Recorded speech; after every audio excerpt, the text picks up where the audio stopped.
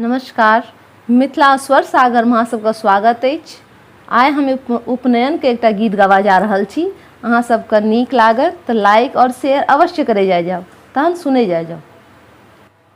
एलै सुबह के लगन माँ शोभे हे शुभे, एलै सुबह के लगन माँ शुभे हे शुभे, शुभे हे शुभे हे शुभे हे शुभे हे शुभे हे शुभे हे शुभे हे शुभे, एलै सुबह के लगन माँ शुभे हे शुभे।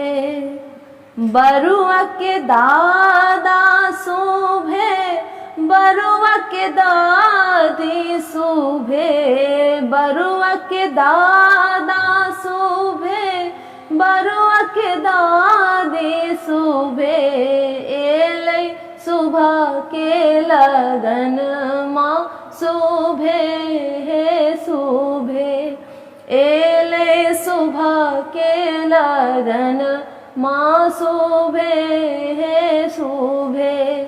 बरुआ के नाना शुभे, बरुआ के नानी शुभे, बरुआ के नाना शुभे, बरुआ के नानी शुभे, एलै सुबह के लगन माँ शुभे हे शुभे, एलै सुबह के लगन माँ शुभे हे शुभे।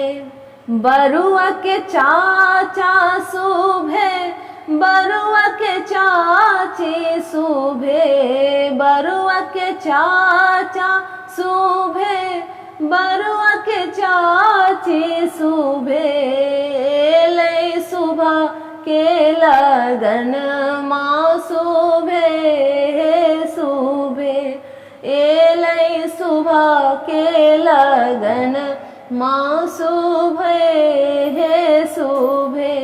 बरुआ के मामा शुभे, बरुआ के मामी शुभे, बरुआ के मामा शुभे, बरुआ के मामी शुभे, एलै सुबह के लगन माँ शुभे हे शुभे, एलै सुबह के लगन माँ शुभे हे शुभे, शुभे हे शुभे हे शुभे हे शुभे हे शुभे हे शुभे हे शुभे हे शुभे, एलै सुबह के लगन माँ शुभे